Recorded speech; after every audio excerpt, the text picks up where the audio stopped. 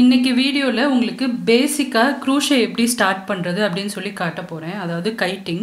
நிறைய பேர் வந்து நான் ஒரு ரீசன்ட்டா crochet பேக் போஸ்ட் பண்ணிருந்தேன். அத பார்த்துட்டு beginnersக்கு சொல்லி கொடுங்க அப்படினு சொல்லி கேட்டிருந்தீங்க. சோ இன்னையில இருந்து வந்து நான் beginnersக்கான செக்ஷன் ஸ்டார்ட் பண்ண போறேன்.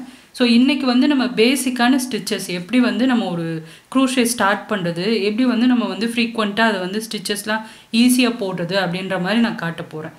ஃபர்ஸ்டா உங்களுக்கு என்னெல்லாம் தேவைப்படும் அப்படினு சொல்லி நான் ஃபர்ஸ்ட் காட்டிறேன். இந்த வீடியோ பார்த்துட்டு நீங்க நிறைய பிராக்டீஸ் பண்ணிட்டு அதுக்கு அப்புறமா வந்து நீங்க எந்த வர்க் பண்ணாலும் சரி ஈஸியா ஸ்டிச்சஸ் அண்டர்ஸ்டாண்ட் பண்ணி நீங்க பிராக்டீஸ் பண்ண முடியும். சோ ஃபர்ஸ்ட் நம்ம செயின்ல இருந்து ஸ்டார்ட் பண்ண போறோம். ஃபர்ஸ்ட் உங்களுக்கு என்னெல்லாம் தேவைன்னு நான் சொல்றேன். இந்த மாதிரி எந்த ஒரு crochet ப்ராஜெக்ட் பண்றதுக்கா இருந்தாலும் உங்களுக்கு நல்ல குவாலிட்டியான yarn தேவைப்படும்.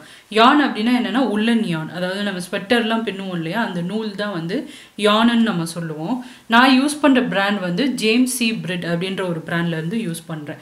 இந்த பர்టిక్యులர் yarn பாத்தீங்கன்னா உங்களுக்கு பிரிஞ்சு வராம இருக்கும். நல்ல குவாலிட்டியான yarn வாங்குறதுனால உங்களுக்கு என்ன பெனிஃபிட் அப்படினா நீங்க வர்க் பண்ணி முடிச்சதுக்கு அப்புறமா ரொம்ப அதில இருந்து நூல் நூலா பிரிஞ்சு வராம இருக்கும். அதே மாதிரி உங்க ப்ராஜெக்ட்டும் வந்து அந்து போகாம அப்படியே நல்ல சூப்பரா இருக்கும். சோ அதனால எப்பவுமே நல்ல ஒரு குவாலிட்டியான yarn வாங்கிக்கணும். yarn வாங்குறப்ப என்னெல்லாம் கவனிக்கணும் அப்படினா மெஷின் வாஷபிளான்னு பாத்துக்கோங்க. அப்பதான் ஸ்வெட்டர் அந்த மாதிரி இதெல்லாம் நீங்க பின்னிங்கனா கூட துவைச்சுக்கலாம் நீங்க ஈஸியா. சோ அதனால வந்து மெஷின் வாஷபிளான்னு பாத்துக்கோங்க. அதே மாதிரி டபுள் கைட்டிங்னு போட்டுருப்பாங்க. சோ டபுள் கைட்டிங் வாங்குனீங்கனா தான் உங்களுக்கு லைஃப் ஜாஸ்தி இருக்கும். நல்ல திக்கான yarn-ஆ இருக்கும் டபுள் கைட்டிங் போட்டுருந்துச்சு அப்படினா. அதே மாதிரி இந்த வாங்குற yarn-ல பின்னால பாத்தீங்க அப்படினா உங்களுக்கு இன்ஸ்ட்ரக்ஷன்ஸ் ஃபுல்லா கொடுத்திருப்பாங்க. சோ இந்த பர்టిక్యులர் yarn-க்கு எந்த சைஸ் நீடில் யூஸ் பண்ணனும் அப்படினு சொல்லி எல்லாம் கொடுத்திருப்பாங்க. இது வந்து மெஷின் வாஷ் பண்றதா, மெஷின்ல வாஷ் பண்றதா இருந்தா எப்படி எந்த டிகிரில நம்ம வாஷ் பண்ணனும், அதே மாதிரி அயர்ன் பண்ண முடியுமா, அந்த மாதிரி இதெல்லாம் வந்து இந்த பின்னால உங்களுக்கு இன்ஸ்ட்ரக்ஷன்ல கொடுத்திருப்பாங்க. சோ அதனால அது எல்லாத்தையுமே பார்த்துட்டு நீங்க வாங்கிக்கலாம். அடுத்ததா வந்து உங்களுக்கு கைட்டிங்க்கு தேவைப்படுறதுன்னு பாத்தீங்கன்னா இந்த மாதிரி ஒரு நீடில். இந்த நீடில் வந்து சைஸ் நிறைய உங்களுக்கு ஒரே பாக்கெட்ல கிடைக்கும். நான் இன்னைக்கு வந்து 3.5 mm எடுத்துர்க்கேன். சோ இந்த நீடில் வச்சு தான் நீங்க வந்து எந்த வர்க்கா இருந்தாலும் பின்ன முடியும். நீடிலை எப்படி சூஸ் பண்ணனும் அப்படினா மேக்ஸिमम நீங்க வந்து அந்த பின் பக்கம் கொடுத்திருக்க இன்ஸ்ட்ரக்ஷனை பார்க்கலாம். இல்லாட்டி ப்ராஜெக்ட் வந்து நீங்க பண்றப்போ லூஸா இல்லாம உங்களுக்கு நல்ல டைட் ஸ்டிச்சஸ் வேணும் அப்படினா கரெக்ட்டான நீடில் யூஸ் பண்ணீங்கனா தான் உங்களுக்கு கரெக்ட்டான சைஸ் வரும். சோ அதனால நான் வந்து பேசிக்கா 3.5 mm இல்லாட்டி 4 mm crochet hook நீங்க யூஸ் பண்ணுங்க. சோ அதுவே வந்து மேக்ஸिमम எல்லா ப்ராஜெக்ட்ஸ்க்கும் உங்களுக்கு செட் ஆகும். அடுத்ததா வந்து ஒரு சிசர்ஸ் தேவைப்படும். சோ இவ்வளவுதான் வந்து தேவையான பேசிக் திங்ஸ். இத வச்சு எப்படி வந்து ஸ்டிச்சஸ் ஸ்டார்ட் பண்றது அப்படினு சொல்லி இப்ப நம்ம பார்க்கலாம். ஃபர்ஸ்டா எந்த ஒரு வர்க் ஸ்டார்ட் பண்றதா இருந்தாலும் நம்ம வந்து ஸ்லிட் ஸ்டிட்ச் போடணும். அதுல தான் வந்து நம்ம ஊசியை இன்சர்ட் பண்ண போறோம். அதுக்கு என்ன பண்ணனும்னா இந்த மாதிரி yarn எடுத்துர்க்கேன். அது இந்த மாதிரி ரெண்டு விரல் இருக்கும் இல்லையா, அதுல மேல வந்து அந்த yarn இப்படி வச்சுக்கோங்க. இந்த மாதிரி மேலே போட்டுட்டு பெரிய பக்கம் இருக்கு இல்லையா, அதாவது அந்த பண்டிலோட அட்டாச் ஆயிருக்குல்ல, அதை வந்து இந்த மாதிரி ஒரு வாட்டி மட்டும் உங்களோட கையில் இப்படி ரேப் பண்ணிக்கோங்க. ரேப் பண்ணிட்டு அந்த ஹோல்குள்ள அந்த yarn-ஐ உள்ள விட்டு எடுத்தீங்க அப்படின்னா உங்களுக்கு முடிச்சு ஃபார்ம் ஆயிரும். பாருங்க இந்த மாதிரி முடிச்சு ஃபார்ம் ஆயிரும்.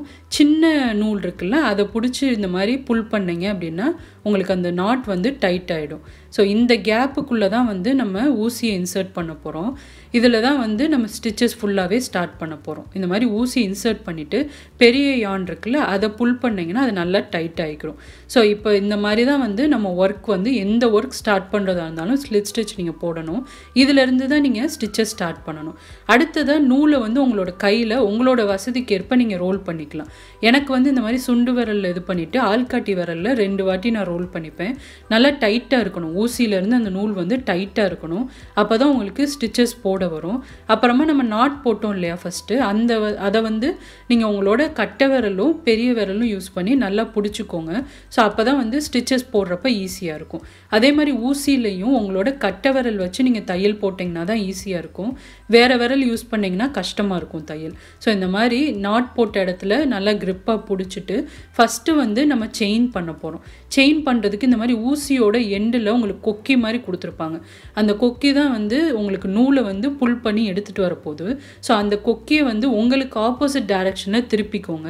திருப்பிட்டு இந்த மாதிரி கீழே மெதுவாக அதை ரோல் பண்ணி திருப்பி கொண்டு வரப்போ உங்களோட சைடு அது ஃபேஸ் பண்ணி இருக்கிற மாதிரி பண்ணிவிட்டு இந்த மாதிரி புல் பண்ணி எடுத்துடலாம். பாருங்க செயின் ஃபார்ம் ஆயிருச்சு. மெதுவா நீங்க கவனிச்சீங்கனாலே உங்களுக்கு ஈஸியா புரியும். ஜஸ்ட் கொக்கி அந்த மாதிரி கீழே கொண்டு போய் ரோல் பண்ணி அந்த யான் உங்களுக்கு நல்லா அதில் கிராப் ஆயிரும். அதுக்கப்புறம் இந்த ஹோல் வழியாக நீங்கள் புல் பண்ணி எடுத்தீங்கன்னா செயின் ஃபார்ம் ஆக ஆரம்பிச்சிடும். இந்த மாதிரியே எத்தனை செயின் வேணாலும் நீங்கள் பண்ணிக்கலாம், அது உங்களோட ப்ராஜெக்டை பொறுத்து. இன்றைக்கி நம்ம ப்ராக்டிஸ் பண்ணுறனால நான் ஒரு 11 செயின் இந்த மாதிரி பண்ணி காட்ட போகிறேன். 11 செயின் பண்ணிவிட்டு அதிலிருந்து சிங்கிள் க்ரோஷே எப்படி பண்ணுறதுன்னு நம்ம பார்க்கலாம். மெதுவாக அந்த மாதிரி கிராப் பண்ணி நீங்கள் ஒவ்வொரு செயினாக பண்ணிக்கணும்.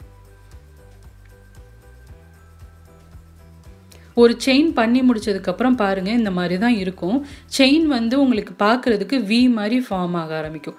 அந்த வியை தான் நீங்கள் கவுண்ட் பண்ணணும். எத்தனை வி நீங்கள் போட்டிருக்கீங்களோ அத்தனை செயின் இருக்குன்னு அர்த்தம். ஸோ எப்பயுமே வந்து நம்ம செயின்ஸ் சிங்கிள் க்ரூஷேக்கு எக்ஸ்ட்ரா தான் போடணும். அதை வந்து நான் அடுத்து எக்ஸ்பிளைன் பண்ணுறேன். இந்த மாதிரியே வந்து மொத்தம் ஒரு 11 செயின் நான் இந்த வீடியோவில் உங்களுக்கு செஞ்சு காட்ட போகிறேன். பாருங்கள், இப்போ நான் 11 செயின் பண்ணிட்டேன். இப்போ இதுதான் வந்து ஃபவுண்டேஷன் செயின், அதாவது ரோ 1. எந்த ஒரு ப்ராஜெக்ட்டுக்கும் இதுதான் ரோ 1. அடுத்ததாக ரோ 2 எப்படி பண்ணுறதுன்னா சிங்கிள் க்ரூஷே பண்ண போகிறோம். ரோ 2 பண்ணுறதுக்கு நம்ம ஊசி இருக்கு இல்லையா, முடிஞ்சிருக்கு இல்லையா கடைசி ஸ்டிச்சு, அதாவது 11வது செயின், அதை வந்து நம்ம கவுண்ட் பண்ணவே கூடாது. 10வது செயின் இருக்கு இல்லையா, அதாவது அடுத்த வி, அதுக்குள்ளே தான் வந்து ஃபஸ்ட்டு சிங்கிள் க்ரூஷேவை நம்ம ஸ்டார்ட் பண்ணணும். ஸோ அப்போ தான் வந்து உங்களுக்கு ஸ்டிச்சஸ் போட முடியும். 11வது செயினில் ஸ்டிச் போட முடியாது. அதனால தான் எப்பயுமே நம்ம ஒரு செயின் மட்டும் எக்ஸ்ட்ரா போட்டுக்கணும். 10 ஸ்டிச்சஸ் வேணுங்கிற இடத்துல 11 செயின் நம்ம போட்டுக்கணும். இப்போ சிங்கிள் க்ரூஷேக்கு வந்து அந்த 10வது செயினில் இன்சர்ட் பண்ணி யான் ஓவர் பண்ணி புல் பண்ணியிருக்கேன். பார்த்தீங்கன்னா உங்களோட ஊசியில் 2 லூப் இருக்கும், அதாவது 2 நூல் இருக்கும். அதை திரும்ப ஒரு வாட்டி யான் ஓவர் பண்ணி இப்படி நீங்கள் புல் பண்ணி எடுத்தீங்க அப்படின்னா இதுதான் வந்து சிங்கிள் க்ரூஷே. இந்த மாதிரியே எல்லா செயின்லையும் நீங்கள் போடணும். ஜஸ்ட்டு வந்து ஊசியை இன்சர்ட் பண்ணிக்கோங்க. அடுத்த ஸ்டிச்சில் இன்சர்ட் பண்ணிவிட்டு இந்த மாதிரி மாதிரியே யானை கிராப் பண்ணி புல் பண்ணிங்கன்னா 2 லூப் வந்துடும் உங்களோட ஊசியில். அதுக்கப்புறமா திரும்ப யானை ஓவர் பண்ணி மொத்தமாக புல் பண்ணிங்க அப்படின்னா சிங்கிள் க்ரூஷே ஆயிடும். ஸோ இந்த மாதிரி தான் எல்லா ஸ்டிச்சஸ்லையும் நான் போட்டுக்க போகிறேன். எண்ட் ஆஃப் தி ரோவில் உங்களுக்கு 10 சிங்கிள் க்ரூஷே வரும்.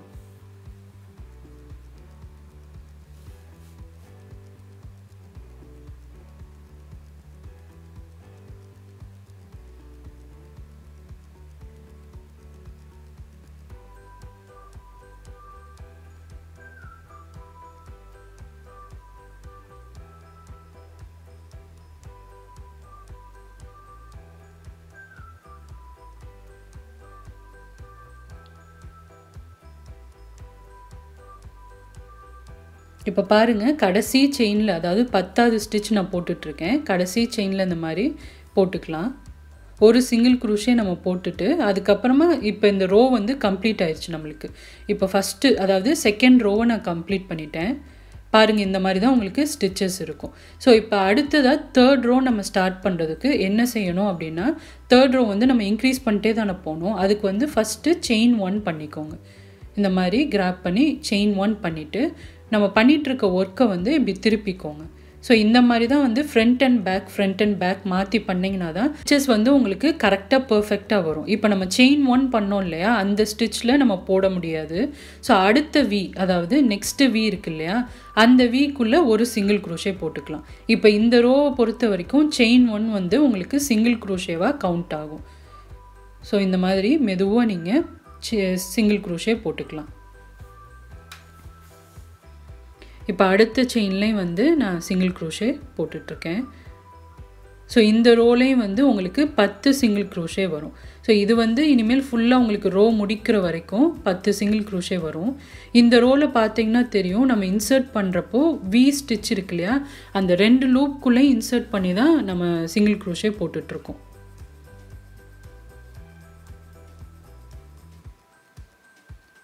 ஸோ இந்த மாதிரியே நீங்கள் இது ரெண்டையுமே பழகிட்டே இருந்தீங்கனாலே உங்களுக்கு ஊசிக்கும் நூலுக்கும் உள்ள ஃப்ளெக்சிபிலிட்டி ஈஸியாக வந்துடும். அதுக்கப்புறமா மித்த ஸ்டிச்சஸ்லாம் பழகிறது வந்து ரொம்ப ரொம்ப ஈஸி தான். ஸோ பேசிக்காக உங்களுக்கு க்ரூஷேவை பொறுத்த வரைக்கும் கஷ்டம் அப்படின்னா என்னென்னா, ஊசியும் நூலும் வந்து உங்களுக்கு கரெக்டாக ஃப்ளெக்சிபிளாக வராது இனிஷியலாக. ஸோ அது வர ஆரம்பிச்சிருச்சுனாலே ஈஸியாக நீங்கள் என்ன ப்ராஜெக்ட் வேணாலும் பண்ணிடலாம்.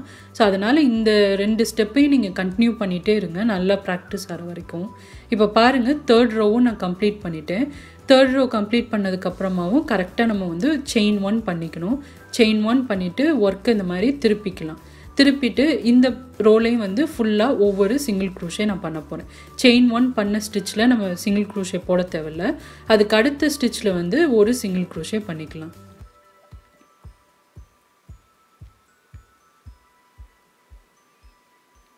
இந்த மாதிரியே தான் எல்லா ரோவையும் பண்ண போகிறேன். ஸோ இது வந்து நீங்கள் ப்ராக்டிஸ் பண்ணுறனால என்ன கேட்டால் நீங்கள் இந்த மாதிரி ஒரு 50 இல்லாட்டி 60 ரோவாவது பண்ணுங்கள். ஸோ அது பண்ணி முடிக்கிறப்பே உங்களுக்கு வந்து ஓரளவுக்கு நல்ல ஃப்ளெக்சிபிலிட்டி வர ஆரம்பிச்சிடும்.